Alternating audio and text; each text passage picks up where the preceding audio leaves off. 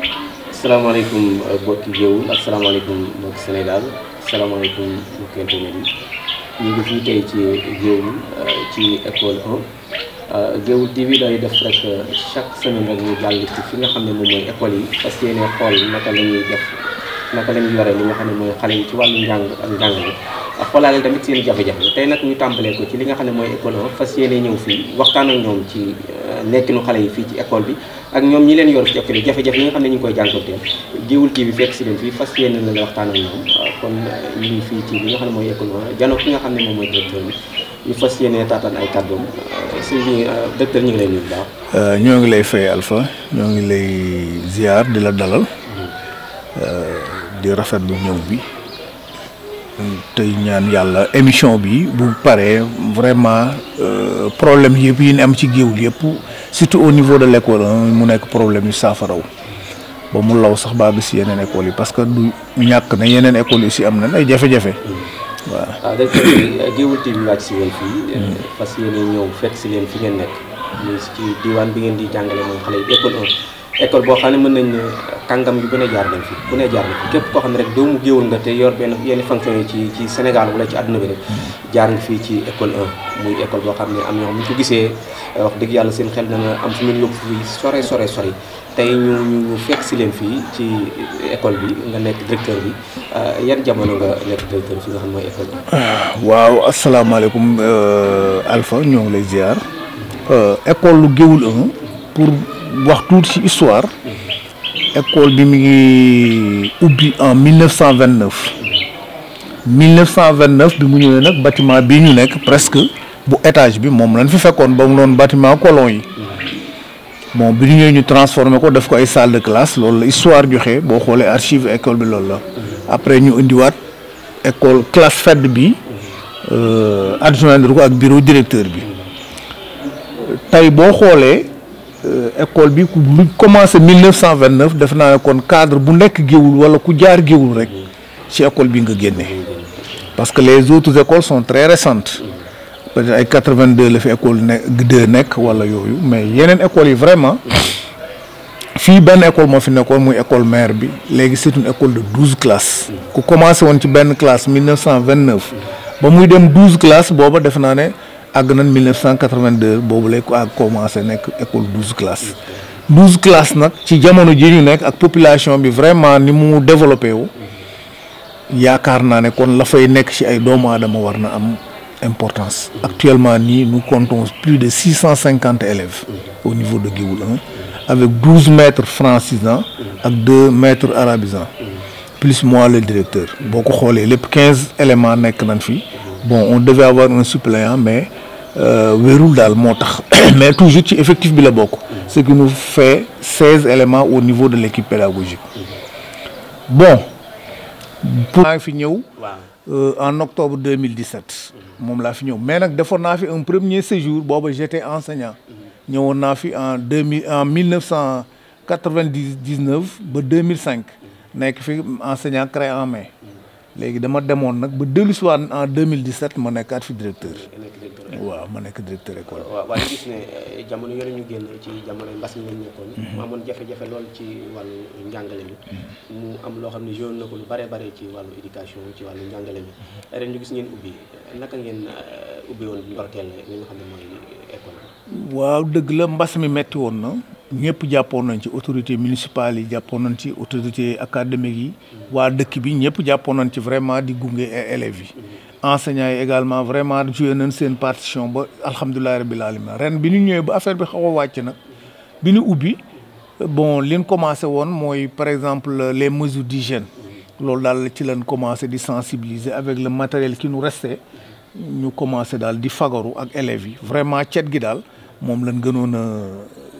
kii daal prioriser daal ci ouverture bi mais nag wax dëgg yàlla alhamdulilah boobu ba léegi amuñu fi benn problème. ñu gis sànq nga wax ci yàggaayu école bi. ñu jël ay temps bu diir lu yàgg muy daanaka booy xool ñi mu fi yor nii ay sëtaatam la ñuy doon. ci wàllu yàggaayam. ndax li nga xam ne wër na ko. kaaraange bi ak wàllu jumtukaay ak classe yi. ndax nekkin bi mucc na ayib. ci biir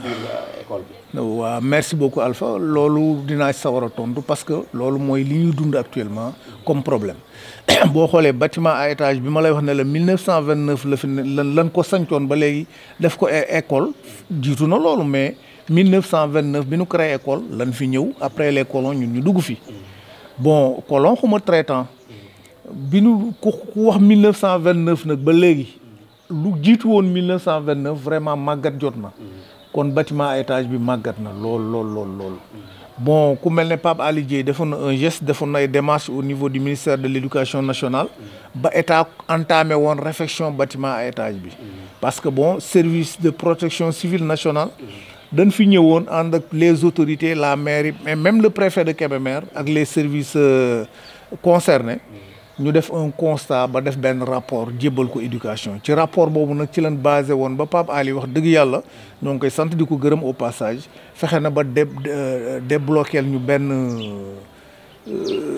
projet de réfection du bâtiment à étage entrepreneur bi nag mi ñëwoon na commencé na wax dëgg yàlla mais il n'a pas de moyens li dal entrepreneur yëpp te parce que nee na moom état wax dëgg yàlla boobu ba léegi jotatul benn subvention jotutul dara ci xaalisam pour mën a continuer les travaux là te boo xoolee travaux yi li mu commencé woon defar sax am na ci lu commencé di yàqu parce que électricité bi yàqu na boo xoolee murs yi également fissures yi amoon reprendre na kon loolu c'est à revoir kon entrepreneur bi daal lan doon xaar ci bâtiment étage bi bon soo duggee ci yeneen bâtiment yi fu mel ne sama bureau bi yéen a ko gisal nawet moom man du ma tranquille bagage yi mënu ma ko teg ci biir bureau bi lépp day tooy soo xoolee matériel bi daal c'est pas sécurisé parce que toiture bi ça fait défaut vraiment soo duggee yeneen salle de classe yi de même toiture yi yàqu nañ bon yéen a gisal seen bopp am na duñ doon jéeman ñun sax di colmater di defar ndànk-ndànk mais loolu amuñu doole boobu soo duggee par exemple comme par exemple tey nga xam ne dafa niis comme ni ngeen ñuy waxee nii dafa niis soo duggee ci salle de classe yi les élèves regardent à peine ils voient à peine les écritures au niveau des tableaux lu nu mën a xam sax lan nga bind da ngay gis ñuy def tous les efforts pour mën a lire li nekk ci tableau bi. lu waral dafa amul courant ci biir wala. waaw loolu li ko waral mooy que ne électrification bi bâtiment bi rek la yem. ci bi bâtiment bi nga xam ne ni moo abrité direction bi ak salle de classe bi peut-être Fresno of Guéoul salle yi ñu occupé bu jëkkoon yóbbu nañ fa courant boo ko xoolee ñetti salle lay doon sur 12. mooy sunu problème boo xam ne nii mooy électricité bi au niveau des salles de classe ba maître di mën a gis defe naa ne actuellement nii maître yi dañuy sax soxla courant bi pour def dérouler yenn enseignement apprentissage yi. est-ce que nga jàppale loolu du nekk jafe-jafe ci njàngalem xale yi ndax xale boo xam ne toog na ba heure bi war a mën a gis te gisul ndax liñ koy jàngal dana ko mën a dugg wala dana mën a xam sax li ñuy bind ci wàllu tableau bi ndax loolu ay jafe-jafe. waaw loolu jafe-jafe bu mag la maître sax dañ koy kaas ñun avec l'appui de l'association des parents d'élèves ñoo ngi envisager sax xool moom suñ mënee tàllal benn fil sax lampe bu nañu classe bu nañu def fa benn lampe ñoo ngi ko essayer parce que jafe-jafe bu réel la te suñ demee ba ci kanam tuuti vers le mois de mars xam ngeen ne foofu moom bu 5 heures jotee rek daanaka day lëndëm bu 5 heures jotee rek day lëndëm ay mois de janvier février mars vraiment période boobu moom dañuy am torop jafe-jafe ci éclairage waaw pour jàngal xale yi. waaw ñu gis tamit ci wàllu njàngale mi ñu gis jamono yi njëkk yi nga waxoon ci wàllu njàngale yi gisoon nañ bu njëkk njàng mu njëkk ma ak mu léegi dafa am différence trop ndax booy gis bu njëkk xale yi dañuy dem ba daanaka CM2 rek mën a làkk français normal léegi ñu gis léegi xale yi mën nañoo dem sax ba dem lycée ba te làkk français normal sax duñ ko mën lan moo waral loolu ñu ci seen diggante ak xale yi. waaw loolu boo ko gisee xamal ne xale njàng mu njëkk ma ak bu léegi bi différence bi yow yaa ko waxal sa bopp. parce que léegi xale yi ils sont trop occupés boo ñëwee les y a les réseaux sociaux boo demee ci kër yi xale bi sax talul jàng leçon wala mu jéem a xam lu muy def parent bi aussi dañu dem ba xaw a démissionner parents yi ñu baal ma mais réellement am na lu ci xew. boo xoolee également les programmes yi nga xam ne ni moom la ñuy enseigner actuellement c'est lourd par rapport ak temps bi élève bi war a am bu jëkkoon temps bi dafa doyoon ba élève bi li muy jàng dana xam lan la mais actuellement nii programme bi vraiment c'est vaste c'est vaste te parce que boo xoolee au niveau des gouvernants dafa bari ay programmes yoo xam ne nii day traverser éducation nationale soo xoolee ay li dafa bari lu ñu expérimenter di ko expérimenter de sorte que xale bi du mën a jàpp lépp xëy na nag on se cherche xëy na bu ñu demee ba ci kanam parce que actuellement ak l'introduction des langues nationales man defe naa ne xëy na ça va créer un déclic ba booy bi di mën a lire très rapidement mais également booy bi di am compétence yi di mën a installé wu comme il le faut. waaw ñu gis ñu tamit teel a bàyyi jàng yi. bari loolu muy xale boo xam ne daanaka booy xool day am ay 10 ans wala 12 ans rek quitté école bàyyi ne ci mbedd mi ne ci saret yi wala mu ne feneen commencé jàng métier te njàng nekk loo xam ne dafa baax ci xale. lan moo waral tey xale yi gaaw a bàyyi ñi nga xam ne moom ñoo ngi koy gaaw a bàyyi ci parents yi la wala ci école bi lay doon. bon d'une part ci parents yi la. ci état la ci école yi la boo gisee mën na la ci parents yi la parents yi ñu am ful la seen doom bàyyiwul parce que dañuy obligé seen doom xam nañ li ñu bëgg dañ leen laan leen ay charrette yore ay charrette ci mbedd mi loolu sama doom du ko def da ngay def tous les moyens pour mu kii xëy na nag ki yore charrette ci mbedd mi peut-être amul ay moyens bon bu ma nee aussi ci côté état bi la ça veut dire que état bi aussi boo xoolee xale bi bu yeewoo këram gis ñaari frère wala ñetti frère ñii am nañ maîtrise ñii am licence ñii dem ba bac ñëpp tëdd ñu leen di may sax ataaya vraiment loolu aussi c'est pas encourageant xale bi aussi buy xool foofu mën na dem ba ne négliger njàng bi bon du côté de l'école également boo xoolee su ma la waxee na la école bi classe bu ci nekk au minimum am na 60 élèves comment waaw benn enseignant bëgg leen yore 60 élèves jëm 70 ñëpp duñ mën a performant vraiment loolu mooy problème bi bon géwul ma koy lancé parce que géwul waa yëpp war nañ ci jàpp géwul vraiment war nañu xeex ba mu amaat yeneen école élémentaire s'il le faut même amaat beneen CM parce que sous peu danañ soxlawaat beneen lycée mais au niveau de l'élémentaire école yi doyuñu nañ créé waat nañ dem gis les autorités académiques ñu créé waat d'autres écoles élémentaires am na côté yoo xam ne ni mën nañ am yeneen école élémentaire le CM là boo demee classe da ngay tiit c'est un boom kon defe naa ne loolu mooy problème mu éducation au niveau de Géoul. waaw ñu gis ci li nga xam ne xale yi ñoo fay daje. muy milieu boo xam ne war nañ ko mën a saytu toppatoo ko ba mu mucc ayib ndax xale amee ne foy yi fu ne la ñuy dugal seen loxo. ñu gis ngeen bàyyi ab sën mu ne ci biir école bi jàll mbarit moo xam ne. te gis nañ jëm fan yi rek waa Géoul diaspora ñu ngi def benn set setal ci li nga xam ne mooy Géoul doon jël mbalit bi ko tuuri lan moo waral mbalit moomu def fii ba léegi. bon mbalit mi boo ko gisee mu nekk sën nii ñun vraiment amuñu compétence su di jël tout ce qui est ordure à Géoul au niveau de l'école parce que école bi xam nga ne ay xale fu ñu nekk jaaykat ya di fa nekk xale ak école li ci nekk ci papier doy na waar. chaque semaine bi école bi oto bi daan ramasser mbalit di traverser chaque semaine bu ñëwee au moins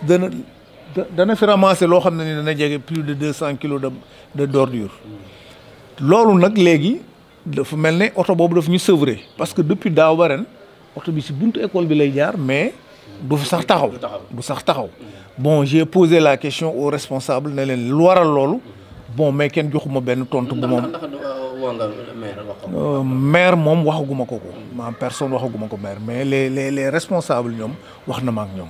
mais nag wax dëgg yàlla su ma waxalee yàlla rek gisaguma maire waxaguma ko nag xam naa ne nag bon rafraîchir mu nga ma un peu la mémoire incha allah dinaa gis dana ci jot bu soobee yàlla parce que lii daal nekk na loo xam ne nii rafetul vraiment. waaw ñu ñëw tamit ci ba léegi ci wàllu ouverture yi ñu gis wàllu fourniture yi nekk loo xam ne xaw na nekk jafe-jafe ci parents yi te bu njëkk ñu daan gis bu njëkk ci wàllu parents yi nga xam ne booy xool école bu njëkk daanaka lépp nañu ko daan touché muy lu mel ne kay bi crayon lépp ñun suñu jamono ba ñuy jàng lépp nañu ko daan jox lu ñu daan jënd ci kër ga rek mooy sac léegi ñu gis léegi loolu mel na lu xaw a wàññiku ndax ci yéen la wala ci état bi la. loolu boo ko gisee xamal ne léegi dañ ne compétence décentralisée éducation nationale.